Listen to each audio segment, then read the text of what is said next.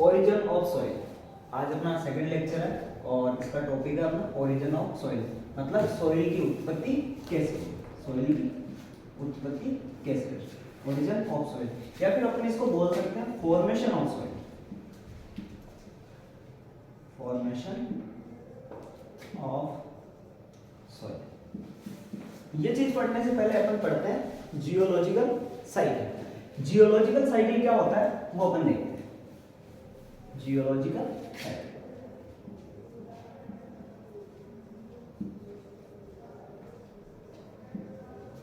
Geological cycle, geological cycle में क्या होता है कि चार टर्म आती है, वेदरिंग, ट्रांसपोर्टेशन, डिपोजिशन और अपहीवल। अब ये जो चार टर्म होती है, इन चार टर्म का एक सीक्वेंस होता है कि भाई पहले वेदरिंग आएगा या फिर ट्रांसपोर्टेशन आएगा या डिपोजिशन आएगा या फिर अपना अपहीवल आएगा। तो अपना जनरली से क्वेश्चन पूछा जाता है कि जियोलॉजिकल जो साइकिल है वो किस प्रोसेस में होता है, मतलब उनका एक सीक्वेंस क्या है, वो चीज अपने को ध्यान रखनी है। तो अपना सबसे पहले क्या होता है वेदरिंग, वेदरिंग, वेदरिंग के बाद में अपना आता है ट्रांसपोर्टेशन,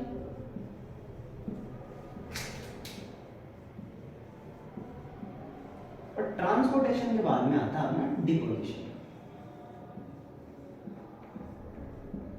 डिपोजिशन, और डिपोजिशन के बाद में आता है अपना अपहीवल, अपहीवल।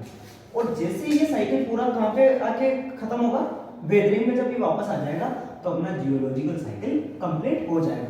तो अपना जनरली क्वेश्चन ये पूछा जाता है कि जियोलॉजिकल साइकिल की जो टर्म्स है उनका सीक्वेंस क्या होता है। तो सबसे पहला अपना वेदरिंग, दूसरा अपना ट्रांसपोर्टेशन, तीसरा अपना डिपोजिशन, चौथा अपना अपहीवल, और अपहीवल के बाद में अपना वापस वेदरिंग। जब ये एक चक्कर पूरा हो जाता है तो इसको अपन बोलते हैं जियोलॉजिकल साइकिल। अब इनमें वेदरिंग कैसे होती है, ट्रांसपोर्टेशन कैसा होता है, डिपोजिशन कैसे होता है और अपहीवल कैसे होता है, इनको अपन देख लेते हैं। सबसे पहले अपन इसका एक डायग्राम बना के देखते हैं। जैसे कि ये अपनी कोई रॉक है, ये अपनी कोई रॉक है, ठीक है। यहां पे ये रॉक पड़ी है, अब इसको हुई weathering action, weathering action. Weathering action का मतलब होता है अपक्ष होना, किसी भी चीज का टूटना फूटना होना। और जब ये टूट फूट के किसी ट्रांसपोर्ट एजेंसी के द्वारा, मतलब किसी भी ट्रांसपोर्ट एजेंसीज के द्वारा या कि किसी एक डिप्रेशन में, मतलब जहां पे जो कोई खड्डे वगैरह होते हैं उनमें या किसी खाई वगैरह में आके क्या हो जाएगी, डिपॉजिट हो जाएगी, डिपॉजिट हो जाएगी। जब क्या हुआ, जब ये यहाँ से टूट टूट के धीरे धीरे, मानो कि जबकि इसका स्टार्टिंग पॉइंट ये था और इसकी वेदरिंग एक्शन की वजह से ये यहाँ पे इसके टूटने से ये जैसे यहाँ पे आई, यहाँ पे आके जम गई, फिर यहाँ से टूटी, यहाँ से आके जम गई, ऐसे करके मान लो कि ये यहाँ से होके यहाँ पे आके अब जम गई। अब इसका ये शेप बन गया। अब क्या हुआ, इसका बैलेंस खराब हो गया। बैलेंस खराब होने का मतलब ये हुआ कि जो पार्ट पहले ऊंचा था वो नीचा हो गया और जो नीचा था वो ऊंचा हो गया। अब क्या करें, इसकी वजह से जो ये अनबैलेंस हुआ है, ये पूरा सर्कल, ये जो साइकिल पूरा अनबैलेंस हुआ है, अब यहाँ पे वापस क्या होगा, अपहीवल होगा, अपहीवल होगा।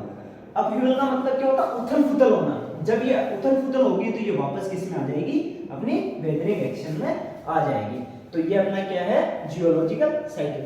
आपको सीधा से याद रखना है कि अपना जो जियोलॉजिकल साइकिल है वो क्या होता है, वेदरिंग एक्शन से होता हुआ ट्रांसपोर्टेशन, ट्रांसपोर्टेशन से डिपोजिशन, डिपोजिशन से अपना अपहीवल। अब यहाँ पे जो ट्रांसपोर्टेशन है, ये जो ट्रांसपोर्टेशन है, ये ट्रांसपोर्टेशन किस किस की वजह से हो सकता है, जैसे कि अपना विंड हो गया, विंड हो गया, वाटर हो गया, ग्रेविटी हो गया, ग्रेविटी हो गया। जैसे कि मतलब विंड, जैसे कि मतलब हवा का फ्लो इतना तेज था कि इसकी वजह से जो वेदरिंग एक्शन की वजह से जो रॉक्स के पार्टिकल टूटे थे वो टूट के दूसरी जगह पे आ गए, हवा के फ्लो से आ गए। वाटर, वाटर के साथ फ्लो करके आ गए। ग्रेविटी, ग्रेविटी की वजह से क्या है कि मतलब ग्रेविटेशनल फोर्स की वजह से ये स्लाइड करके नीचे आ गए। अप साइड से ये अपना, मैं इसको यहां लिख देता हूं, ये अपनी अप साइड है, अप साइड से डाउन साइड की ओर, मतलब एक ऊपर से हायर एलिवेशन से लेके हायर एलिवेशन से लोअर एलिवेशन पे आके डिपॉजिट हो गए। ये हो गए अपने ट्रांसपोर्टेड एजेंसी। ट्रांसपोर्टेड एजेंसी के बाद में अपन देखते हैं कि जो सॉइल का ओरिजिन कैसे होगा। अब अपना जो मेन चीज है वो स्टार्ट हो ओरिजिन ऑफ सॉइल।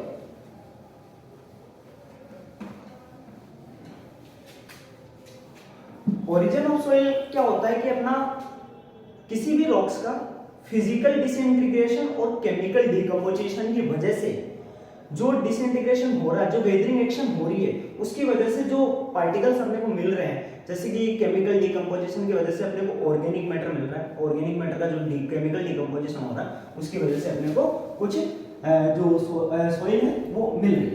तो अपन इसको सीधा से लिख सकते हैं physical disintegration.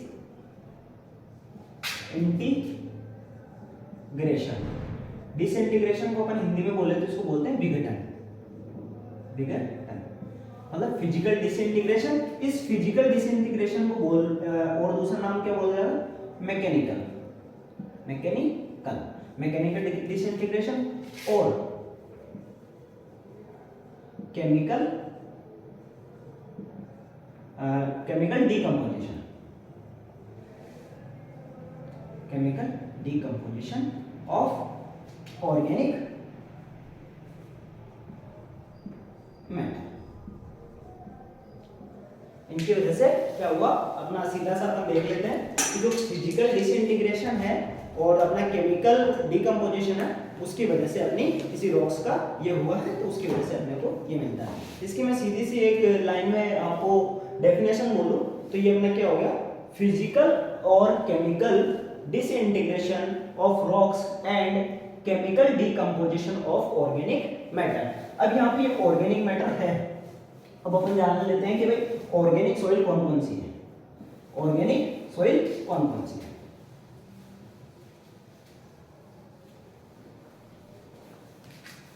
Organic soil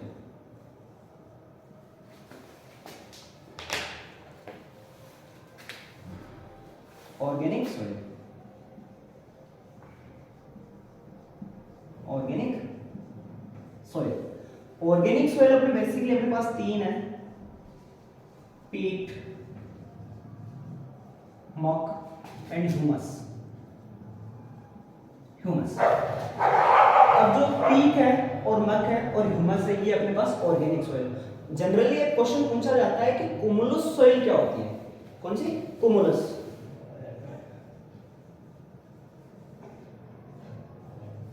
कुमुलस soil कौन सी होती है? ये जो अपनी पीट और मक है, ओनली पीट और मक। ऑर्गेनिक सॉइल तो कौन कौन से अपने पास? पीट, मक और ह्यूमस। लेकिन केवल पीट और मक को क्या बोलते हैं अपन? कुमुलस सॉइल बोल सकते हैं। अपन ऐसे लिख सकते हैं पीट एंड मक ऑल्सो नोन एज कुमुलस सॉइल। ये क्वेश्चन आपको मिल भी जाएगा कि कुमुलस सॉइल कौन कौन सी है, पीट एंड मक। तो ये चीज आपको ध्यान रखनी है। ऑर्गेनिक सॉइल कौन कौन सी है? पीट, मुक और ह्यूमस। लेकिन जो कुमुलस सॉइल है वो कौन सी है अपनी? ओनली पीट और मक।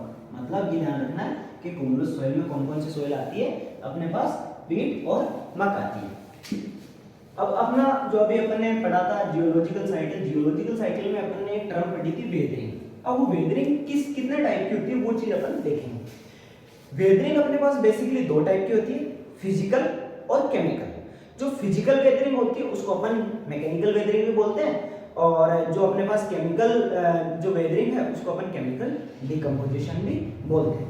अब फिजिकल वेदरिंग किस किस की वजह से होती है? फिजिकल वेदरिंग मतलब किसी भी चीज पे इम्पैक्ट की वजह से या फिर मतलब किसी ग्राइंडिंग की वजह से जो चेंज आ रहे हैं उसमें, मतलब वो अपने एक स्थान से दूसरे स्थान पर जा रही है, उसकी वजह से जो उसमें चेंजेस आ रहे हैं उसको अपन फिजिकल वेदरिंग बोलते हैं। और फिजिकल वेदरिंग के साथ साथ जो अपने पास ये है किस किस की वजह से? ये पहला अपना टेम्परेचर चेंज की वजह से, दूसरा हो गया अपना इसमें टेम्परेचर चेंज के साथ में वेजिंग एक्शन ऑफ आइस की वजह से, और अपना spreading of root of plant.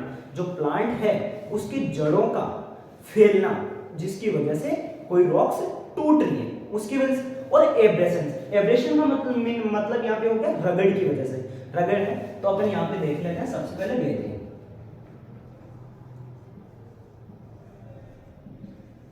Weathering, weathering में अपन इसको दो भागों में बांट लेते हैं। अपना पहला है फिजिकल,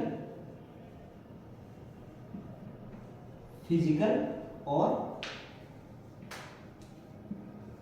केमिकल वेदरिंग, या फिर इसको अपन बोल सकते हैं डिसइंटीग्रेशन।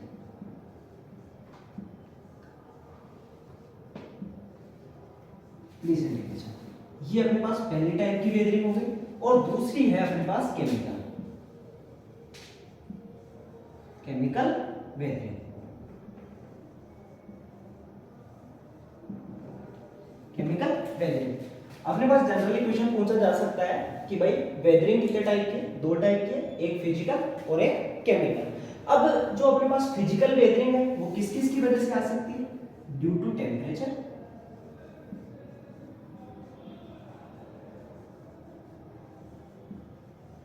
टेम्परेचर।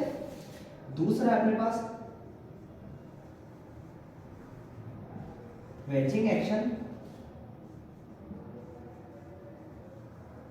आइस, ठीक है, मतलब आइस के जो पार्टिकल है उनके टूटने की वजह से। और जैसे कि अपन इसको समझ सकते हैं टेम्परेचर की वजह से, मान लो टेम्परेचर बढ़ा, टेम्परेचर अपना इंक्रीज हुआ, टेम्परेचर इंक्रीज होने की वजह से रॉक्स वगैरह में क्रैक्स डेवलप हुए, क्रैक्स डेवलप हुए, तो क्रैक्स डेवलप होने की वजह से कोई रॉक टूट चुकी है, उसकी वजह से फिजिकल आ गया। और स्प्रेडिंग,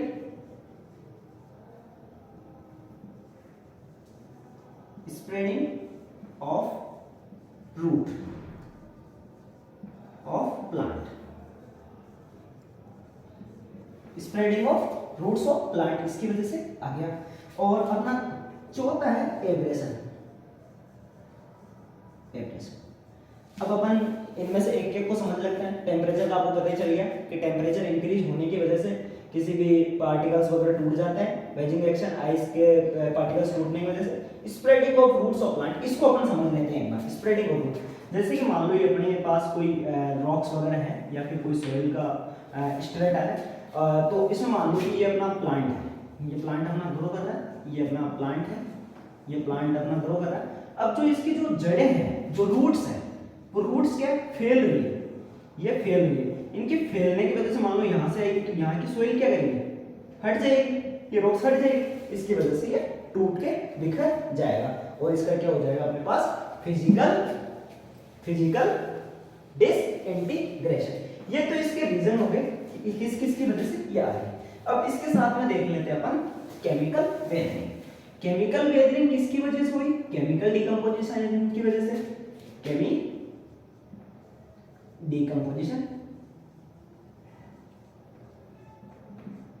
केमिकल डिकम्पोजिशन की वजह से, या फिर अपन बोल सकते हैं केमिकल एक्शन की वजह से, या फिर अपन इसको क्या बोल सकते हैं, केमिकल एक्शन की वजह से। ठीक है, अब क्या हुआ, और अब इसको अपन देख लेते हैं कि ये केमिकल डिकम्पोजिशन में कौन कौन सा आ गया। ये अपना इसमें आ गया हाइड्रेशन, हाइड्रेशन आ गया, ऑक्सीडेशन, सॉल्यूशन, लीचिंग, लीचिंग के बाद में हाइड्रोलाइसिस, और हाइड्रोलाइसिस के बाद में आ गया अपना कार्बोनेशन,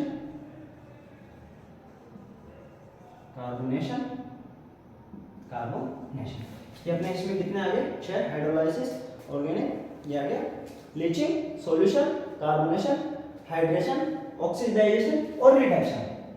एक बच गया अपना रिडक्शन।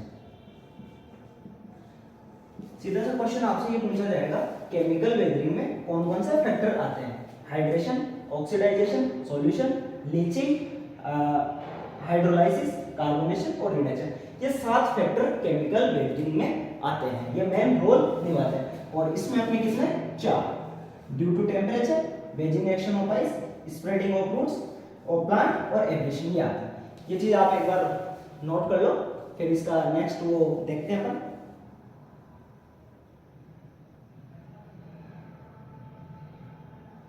ठीक है, चलते हैं इसका नेक्स्ट पार्ट देखते हैं अपन। अब ये इसका जो ये हो रही है वो किसकी वजह से हो रही है?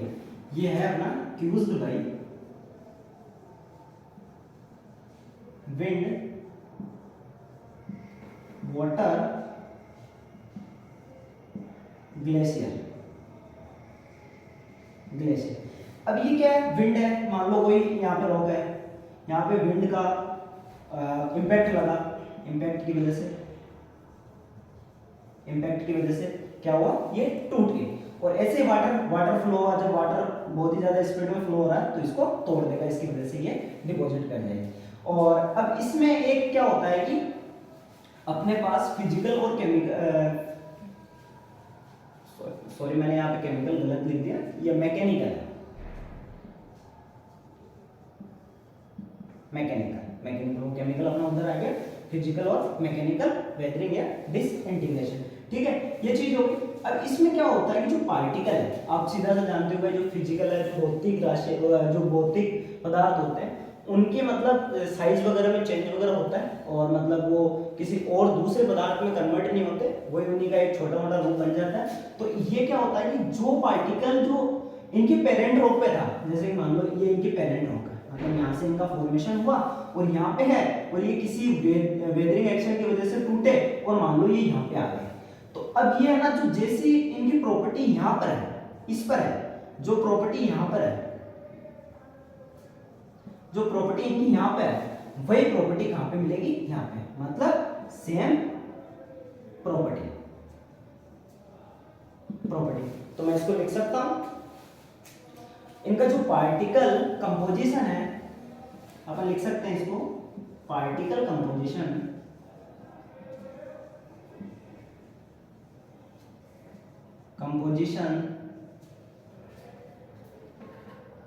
सेम एज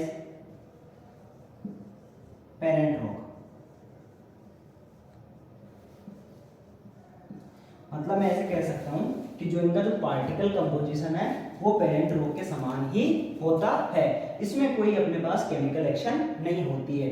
बस ये क्या है, एक बड़े पार्ट से छोटे पार्ट में टूट जाते हैं। अब इसमें देख लेते हैं, अपन यहाँ पे देखा भाई पार्टिकल का composition same as parent rock की तरह हुआ, और इसमें क्या होगा, केमिकल कंपोजिशन की वजह से इसके पार्टिकल्स में क्या आ जाएंगे? चेंजेस आ जाएंगे।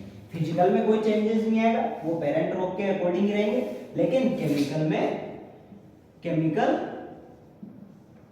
Decomposition, sorry chemical composition, decomposition, composition,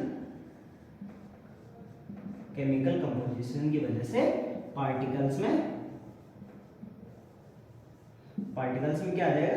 changes आ जाएंगे। ये चीज ध्यान रखनी है कि भाई जो पार्टिकल का जो कंपोजिशन है वो तो सेम एज रहेगा पेरेंट रॉक के तरह, किसमें? फिजिकल और मैकेनिकल वेदरिंग में, लेकिन ये अपना केमिकल वेदरिंग में ये पेरेंट रॉक के समान नहीं रहेगा, मतलब इसमें पार्टिकल दूसरा रूप ले लेगा, इसमें काफी चेंजेस आएंगे। अब अपन इसका एक बार आप उतार लो, नेक्स्ट देखते हैं कि और इसमें क्या क्या डिफरेंस है दोनों में, वो देखते हैं।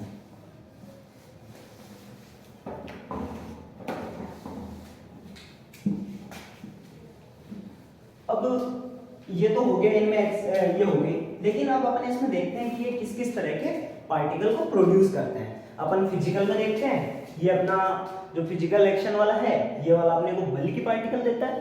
अपन कह सकते हैं कि भाई ये मतलब एक granular course grand particle provide करवाता है, जिसको अपन नॉन कोहेसिव पार्टिकल्स भी बोल सकते हैं। और इसमें केमिकल वेदरिंग में अपने को क्या है, फाइन ग्राइंड पार्टिकल प्राप्त होते हैं, जिसको अपन कोहेसिव पार्टिकल्स भी कह सकते हैं, और मतलब अपन सीधा सा कहते हैं, मतलब इसमें बारीक कण प्राप्त होते हैं। और इनमें देख लेंगे कोहेसिव पार्टिकल कौन से है। कोहेसिव पार्टिकल अपने ग्रेवल हो गया, सेट हो गया, और इसमें अपना क्या है, अपना क्ले और सिल्ट हो गया, क्योंकि क्ले और सिल्ट बहुत ही बारीक होते हैं, सबसे बारीक होते हैं। और अपने आपको बताया कि भाई ग्रेवल और सैंड थोड़े मोटे होते हैं। इनका जब अपन नेक्स्ट जब कभी भी देखेंगे तो अपन इनका आईएस क्लासिफिकेशन पढ़ेंगे सैंड सिल्ट क्ले का, तो इसमें अपन ये चीज जानेंगे।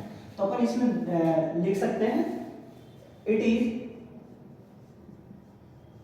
प्रोड्यूस बल्की particle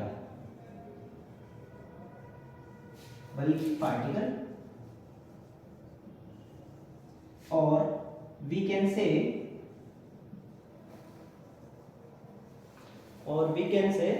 coarse grained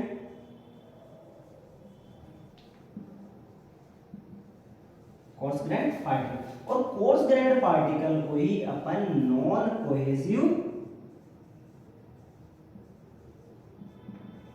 cohesive particle भी बोल सकते हैं। मतलब ये क्या होता है, नॉन कोहेसिव का मतलब हो गया कोहेजन लेस। और अब इसमें कोहेजन लेस वाले आप जानते हो, कोहेजन लेस के एग्जांपल क्या होते हैं, मैं इधर लिख देता हूं। कोहेजन लेस के एग्जांपल अपने पास है ग्रेवल एंड सैंड, ये अपने पास होगी। सीधी सी बात है, जो फिजिकल और मैकेनिकल डिकम्पोजिशन है वो अपने को प्रोड्यूस करवाएंगे कैसे, बल्की पार्टिकल, बल्कि मतलब एक बल्क में मोटा पार्टिकल, छोटे नहीं होंगे, और वो कैसे होंगे, कोर्स ग्रेन्ड पार्टिकल होंगे। कोर्स ग्रेन्ड पार्टिकल का मतलब होता है नॉन कोहेसिव या फिर कोहेजन लेस पार्टिकल। और कोहेजन लेस कौन सा है, ग्रेवल और सैंड। ये आपको सीधा सा एग्जांपल पूछेगा कि मतलब फिजिकल और केमिकल वेदरिंग की वजह से अपने को कौन से पार्टिकल प्राप्त होते हैं, ग्रेवल एंड सैंड। अब इसमें देख लेते हैं कि इसमें अपने को प्रोवाइड करवाया बल्की पार्टिकल, और इसमें प्रोवाइड करवाएंगे अपने को fine grained particle. It produce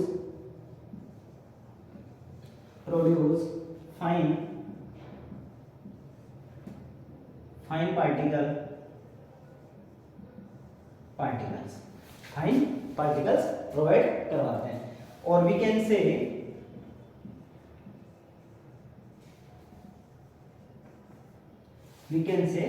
fine grained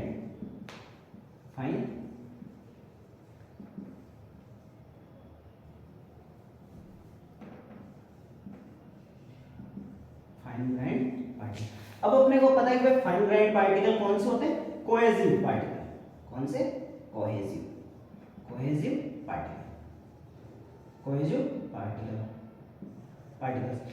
particle क्या होते हैं, जिनमें कोहेसिव फोर्स होता है। और जिनमें कोहेसिव फोर्स किस में होता है, क्ले एंड सिल्ट।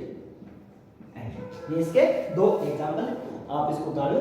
ये इसके दो एग्जांपल हो गए, क्ले और सिल्ट के अपने एग्जांपल हो गए, और इधर ग्रेवल और इसके। ये चीज आगे समझ में आपको। अब अपन इसका एक लास्ट लाइन बची है कि इसमें जो कि कौन सा वाला जो वेदरिंग एक्शन है वो अपने पेरेंट रॉक की जो प्रॉपर्टी पेरेंट रॉक पर होती है वही प्रॉपर्टी बाद में भी प्राप्त करेगी। जो फिजिकल है ये अपनी सेम प्रॉपर्टी रखती है,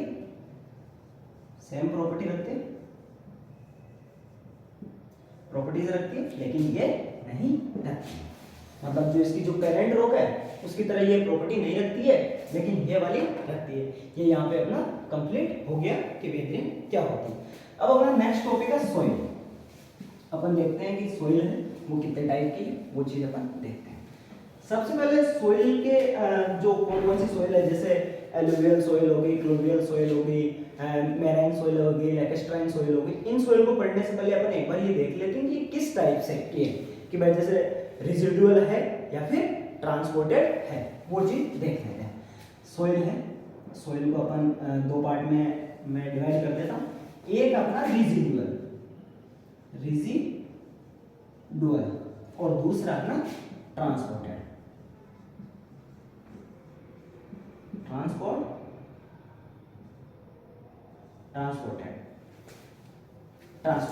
सॉइल। अब देखो इनके और नाम भी है। जो अपना रेजिडुअल सॉइल है इसको इन सिटू सॉइल भी कहते हैं, और इसको सीड एंट्री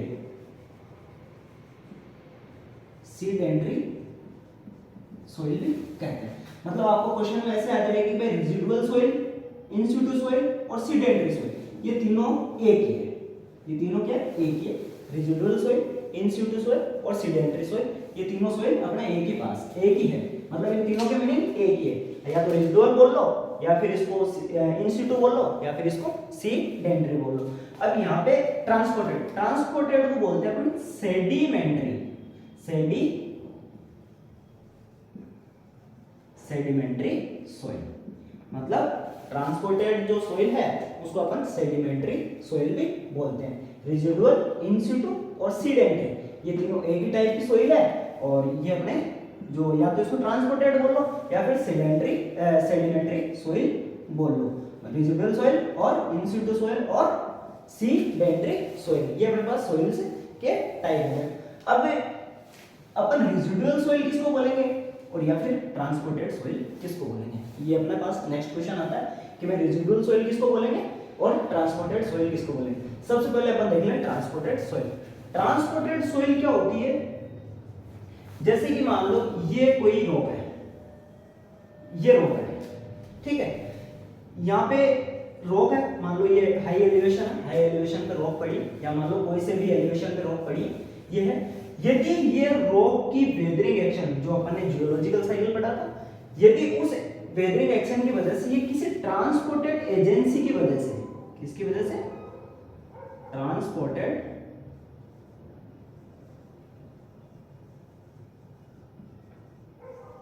एजेंसीज की वजह से ये किसी दूसरे स्थान पर ये इसकी पेरेंट रॉक हो गई, यहां से आके ये यहां पे डिपॉजिट हो गई, यहां पे डिपॉजिट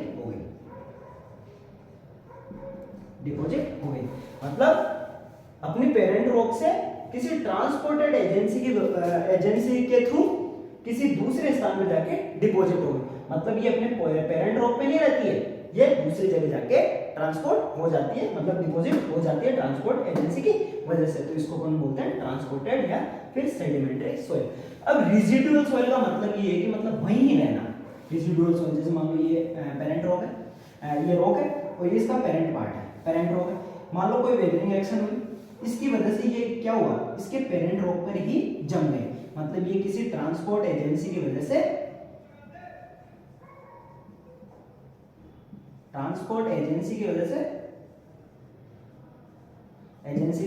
दूसरे स्थान पर जाके डिपॉजिट नहीं हुई,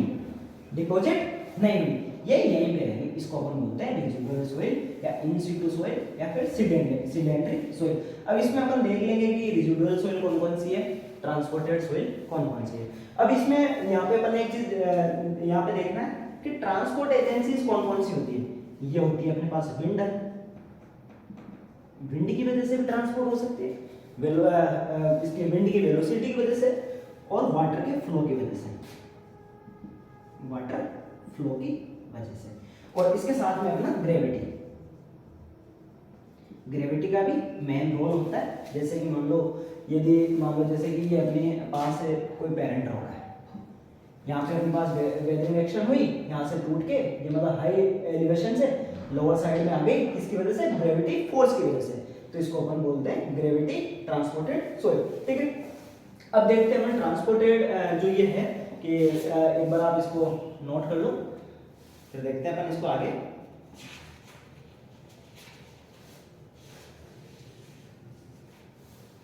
अब अपन इसमें देखते हैं अपने ट्रांसपोर्टेड एजेंसीज की वजह से सोइल कौन कौन सी है, वो चीज देख लेते हैं।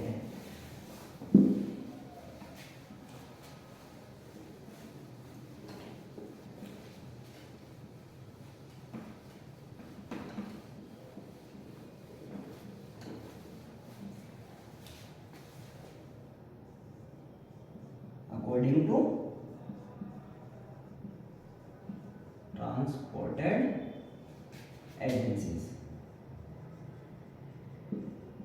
एजेंसीज की वजह से कौन कौन सी। पहला आ गया अपना एलुवियल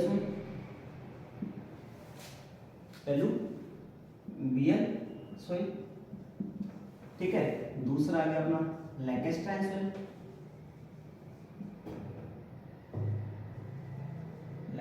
सोइल, तीसरा आ गया अपना मैराइन सोइल,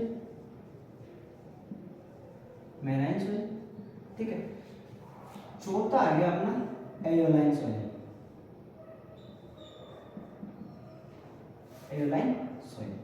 और भी सॉइल है वो अपन देखेंगे इसमें कौन कौन सी। पांचवा आ गया अपना ग्लेशियरेटेड ड्रिफ्ट, ग्लेशियर सॉइल, ये चीज अपन देखेंगे। अब इनके अलावा बहुत सारी है, ऐसे तो एक्सपेंसिव सॉइल है, बेंटोनाइट सॉइल है, उनको देखेंगे वो किस में आती है, वो चीज अपन देखेंगे। सबसे पहले देख लेते हैं अपन एलुवियल सॉइल। सबसे पहले अपन देख लेते हैं कौन सी, एलुवियल सॉइल। एलुवियल सॉइल क्या होती है कि एलुवियल सॉइल में जो ट्रांसपोर्ट एजेंसी क्या है, एलुवियल सॉइल में ट्रांसपोर्ट एजेंसी है वाटर। यदि कोई वाटर फ्लो कर रहा है, यदि कोई वाटर फ्लो कर रहा है, उसकी वजह से कोई सॉइल का फ्लो हो रहा है और उससे वो सॉइल बन रही है, तो उसको अपन बोलेंगे एलुवियल सॉइल। तो सीधा सा क्वेश्चन पूछा जाता है कि वो कौन सी सॉइल है जो वाटर के फ्लो से बन रही है, उसको बोलेंगे अपन एलुवियल सॉइल। इसमें क्या होता है कि एलुवियल सॉइल में अपना होता है alternating layer, alternating layer, sand, silt और क्ले। एलुवियल सॉइल में अल्टरनेटिंग लेयर होती है सैंड और सिल्ट और क्ले की, जो एक मतलब रिवर के अपन कह सकते हैं, रिवर में होता है पानी फ्लोटिंग कंडीशन में, तो उसकी वजह से ये बनती है।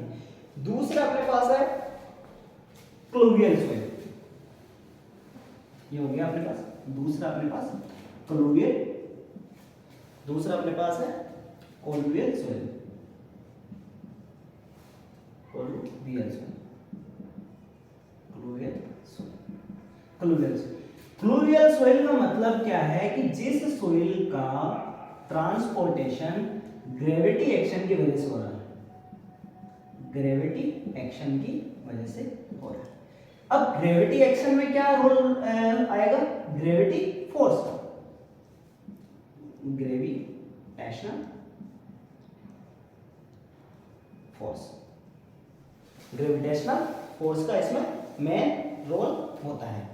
जो ये हो गई जैसे कि मतलब कि ग्रेविटेशनल फोर्स का मतलब जैसे कि कैसे रोल होगा, जैसे मान लो ये अपने पास रॉक है, ठीक है, ये रॉक है, यहाँ पे वेदरिंग एक्शन हुई, वेदरिंग एक्शन की वजह से ये क्या हुई, ट्रांसपोर्ट एजेंसी यहाँ पे क्या हो गया, मतलब कोई विंड वाटर वगैरह कुछ नहीं है, यहाँ पे ग्रेविटी फोर्स हुआ, जैसे इसको स्लोप मिला डाउन साइड में, तो ये इसकी स्लोप की वजह से ग्रेविटेशनल फोर्स की वजह से यहाँ के डिपॉजिट होगी, तो इसको बोल दिया अपन ने क्लूवियल। इसका एक एग्जांपल है टेलस, जो आपको ध्यान रखना है। क्या एग्जांपल है इसका, टेलस, TALUS। सीधा सा क्वेश्चन पूछा जाता है, ये एसएससी में भी पूछा गया था ये क्वेश्चन कि क्लूवियल सॉइल जो ग्रेविटी एक्शन की वजह से होती है उसका दूसरा नाम क्या, टेलस। ये चीज आपको ध्यान रखनी है, एक बार आप इसको नोट कर लो। अपन दूसरे टर्म्स पढ़ते हैं, ठीक है, अपन चलते हैं तीसरी टर्म एओलाइन सॉइल।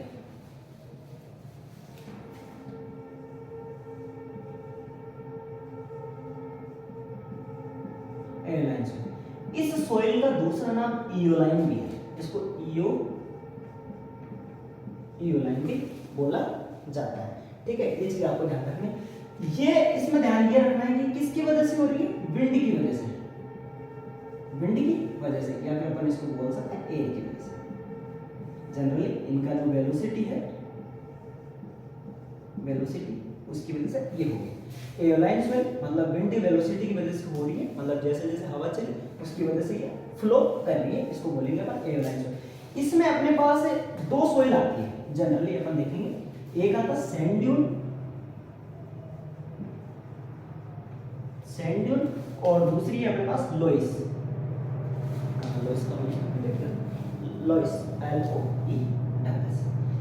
जो इसमें जो मेन रोल प्ले करता है, ये इसके एग्जांपल एओलाइन सॉइल, इसमें जो मेन रोल प्ले करता है वो लोइस प्ले करता है। लोइस क्या है, इसको क्वेश्चन पूछा जाता है कि कोलैप्सिबल सॉइल के, इसमें क्या है कि इसके जो ये कोलैप्स बड़ी जल्दी हो जाती है, इसको इसलिए अपन कोलैप्सिबल,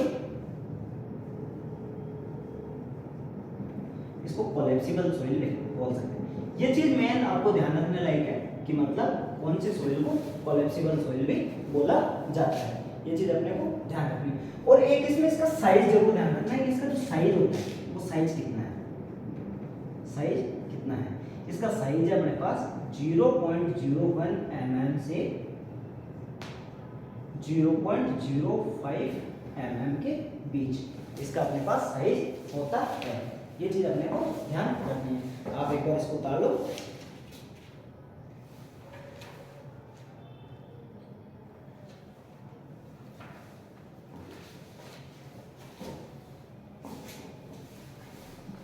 अब अपनी चौथी है ग्लेशियर। ग्लेशियर में सीधा सा क्या है, जो मतलब आइस की वजह से हो रही है। चौथा कौन सा अपना ग्लेशियर, चौथा अपना ग्लेशियर। ग्लेशियर सॉइल ये किसकी वजह से हो रही है, आइस की वजह से। इसमें क्या है कि आइस है, आइस के जो एक्शन हो रही है टूट फूट, उसकी वजह से ये होती है। इसमें एक टर्म आती है ड्रिफ्ट।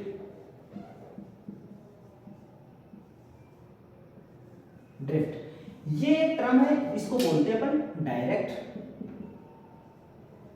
And indirect. ठीक है, आपको सीधा सा क्वेश्चन ये पूछा जाए ग्लेशियर सॉइल को है ना, दूसरी टर्म क्या है, ड्रिफ्ट है। और ड्रिफ्ट कौन सी टर्म है, डायरेक्ट एंड इनडायरेक्ट का। अब इसमें ये ध्यान रखना, जो डायरेक्ट है वो तो है टिल, ये इसका एग्जांपल है, और इनडायरेक्ट है वो है आउट वॉश।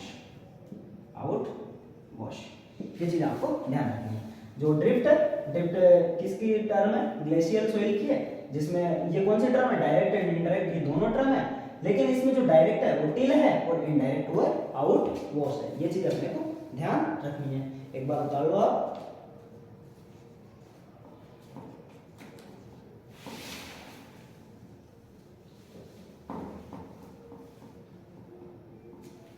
अब ये अपने पास ट्रांसपोर्ट एजेंसी के आधार पे जो सॉइल थी वो अपनी कंप्लीट हो गई। अपन एक दो सॉइल और देखते हैं, और कौन कौन सी है। एक सॉइल है अपने पास बेंटोनाइट सॉइल।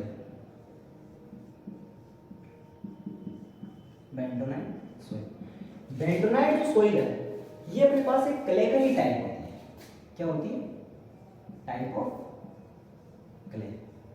क्ले जो बेंटोनाइट सॉइल है, इसका मैं साधारण सा बताऊं तो ये अपने पास क्ले का टाइप होता है, जिसमें क्या होता है कि मोंटमोरोनाइट मिनरल है वो एक हाई परसेंटेज में पाया जाता है, जिसकी वजह से इसकी जो प्लास्टिसिटी है वो बहुत ज्यादा होती है, और इसमें high swelling and high shrinkage की प्रॉपर्टी पाई जाती है, और इसकी जो वाटर एब्जॉर्प्शन कैपेसिटी है वो बहुत ज्यादा होती है। और अपने को सीधा सा क्वेश्चन ये पूछते हैं कि भाई जो बेंटोनाइट सॉइल है ये किसके डिकम्पोजिशन से बनी होती है।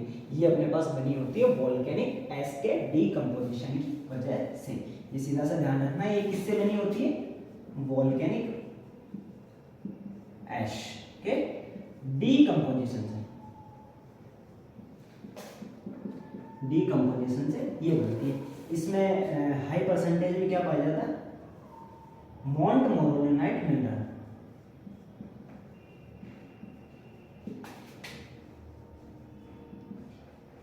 मिनरल पाया जाता है। इस मिनरल की क्या होती है कि जो प्लास्टिसिटी है, जो प्लास्टिसिटी है वो बहुत ज्यादा होती है, हाई प्लास्टिसिटी।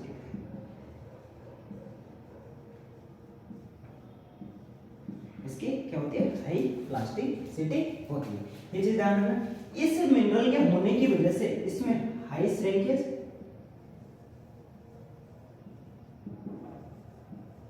हाई श्रिंकेज का मतलब सिकुड़ना, ये बहुत ज्यादा सिकुड़ जाती है सूखने के बाद में, एंड हाई स्वेलिंग,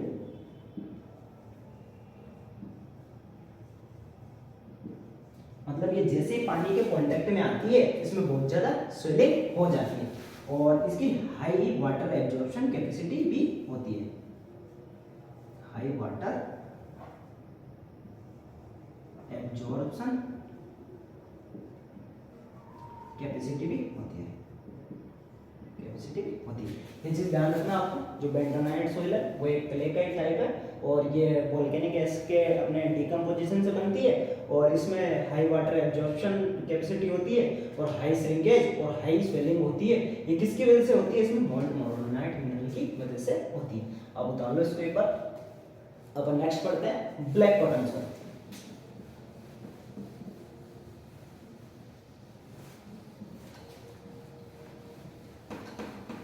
नेक्स्ट है अपना ब्लैक कॉटन सॉइल।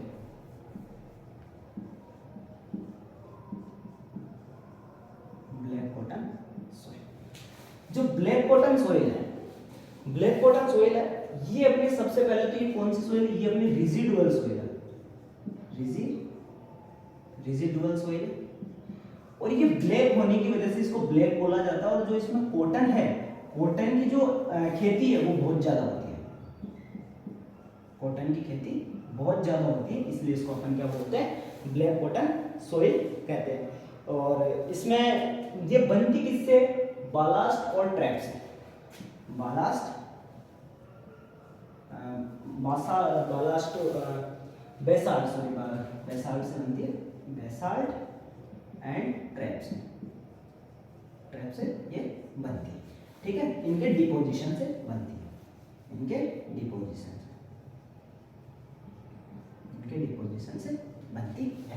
ये चीज ध्यान रखना, ब्लैक कॉटन जो सोइल है वो रेजिडुअल सोइल है और इसमें कॉटन की खेती ज़्यादा की जाती है और ये बासाल्ट और ट्रैप के डिकम्पोजिशन से बनती है। और जब इस पे अपन कोई स्ट्रक्चर बना रहे होते हैं तो उसमें अपन जो फाउंडेशन यूज करते हैं वो अपन उसके रूप में अपन पाइल यूज करते हैं, पाइल फाउंडेशन, वो होती है अंडर रिम्ड पाइल। ये चीज आपको ध्यान रखनी है कि सबसे इंपॉर्टेंट चीज है under rimmed pile, under rimmed pile है। ये क्वेश्चन पूछा भी जाता है कि जो ब्लैक कॉटन सोइल है उसमें अपने पास कौन सी पाइल यूज करेंगे, अपन कौन सी फाउंडेशन यूज करेंगे, ये अपनी अंडर रिम्ड पाइल है।